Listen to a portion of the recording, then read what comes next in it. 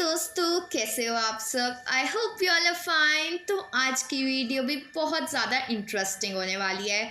तो सबसे पहले आप सभी को हैप्पी शिवरात्रि इन एडवांस। तो आज की कहानी है तेनालीराम बना जटाधारी सन्यासी। तो ये, हाँ, आप सही सुन रहे हैं, ये है तेनालीरामा की कहानी और ये बहुत ज़्यादा अच्छी होने वाली है। बट वीडियो को सुनने से पहले, कहानी का मज़ा लेने से पहले वीडियो को लाइक कर दो, चैनल को सब्सक्राइब कर दो। तो विजयनगर राज्य के राजा कृष्णदेव राय के मन में एक दिन बड़ा से शिवालय बनाने की इच्छा जगी। इस सोच के साथ उन्होंने अपने खास मंत्रियों को बुलाया और उन्हें शिवालय के लिए एक अच्छी सी जगह ढूंढने को कहा। कुछ ही दिनों में एक अच्छी सी जगह को शिवालय के लिए सभी ने चुन लिया। राजा ने भी उस जगह को पसंद किया और वहां काम शुरू करने की इजाजत दे दी। मंदिर बनाने का पूरा जिम्मा राजा ने एक मंत्री को सौंप दिया। वो अपने साथ कुछ लोगों को लेकर उस जगह की साफ सफाई करवाने लगा। तभी वहां खुदाई के दौरान शंकर देव की एक सोने की मूर्ति मिली। सोने की मूर्ति देखकर मंत्री के मन में लालच आ गया और उसने लोगों को कहकर उस मूर्ति को अपने घर में रखवा दिया। साफ सफाई करने वालों में से कुछ लोग तेनालीराम के खास थे। उन्होंने सोने की मूर्ति और मंत्री के लालच के बारे में तेनाली को बता दिया। इन सारी बातों का पता चलने के बाद भी तेनालीराम ने कुछ नहीं किया।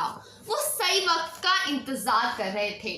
कुछ दिनों के बाद मंदिर के लिए सुनिश्चित की गई जगह पर भूमि पूजन करने का मुहूर्त निकाला गया। सब कुछ अच्छे से होने के बाद राजा दरबार में अपने मंत्रियों के साथ मंदिर के लिए मूर्ति बनवाने की बातचीत करने लगे। उन्होंने अपने सारे मंत्रियों से इसके बारे में राय मांगी। सबसे बात करने के बाद भी राजा मूर्ति को लेकर कुछ फैसला नहीं कर पाए। राजा ने अगले दिन फिर अपने सारे मंत्रियों को दरबार में मूर्ति के बारे में चर्चा करने के लिए बुलाया। तभी एक जटाधारी सन्यासी दरबार में आया।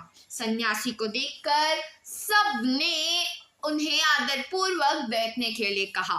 एक आसन पर बैठकर जटाधारी सन्यासी ने राजा से कहा कि मुझे स्वयं महादेव ने यहाँ भेजा है। मैं जानता हूँ कि आप लोग शिव मंदिर बनाने की सोच रहे हैं और वहां स्थापित करने के लिए मूर्ति कैसी हो उस पर यहाँ चर्चा हो रही है। इसी वजह से मैं यहाँ आया हूँ।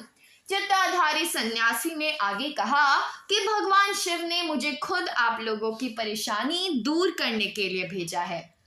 राजा कृष्णदेव ने आश्चर्य से कहा कि खुद भगवान शिव ने आपको भेजा है।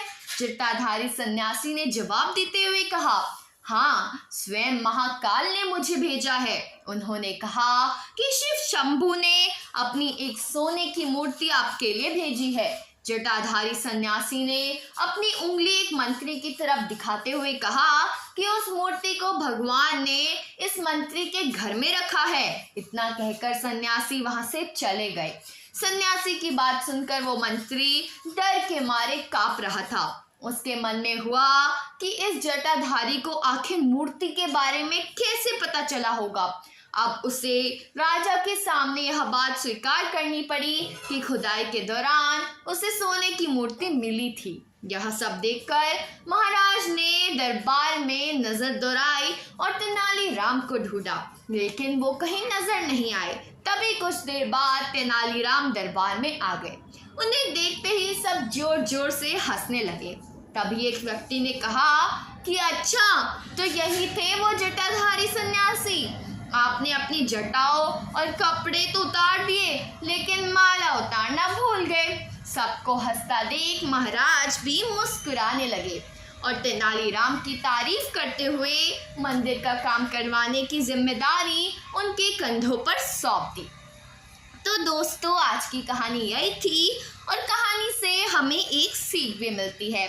इस कहानी से हमें यह सीख मिलती है कि लालच करना गलत है। हमेशा सरल और अच्छे मन से कार्य करना चाहिए। ऐसा करने से लोगों के सामने कभी शर्मिंदा होना नहीं पड़ता। तो दोस्तों आज की कहानी यही थी। अगर अच्छी लगी हो तो वीडियो को लाइक करना और चैनल को सब्सक्राइब करना और कमेंट में बताना कि आपको ये कहानी कैसी लगी। तो मिलते हैं अगले वीडियो में। अभी के लिए बाय बाय।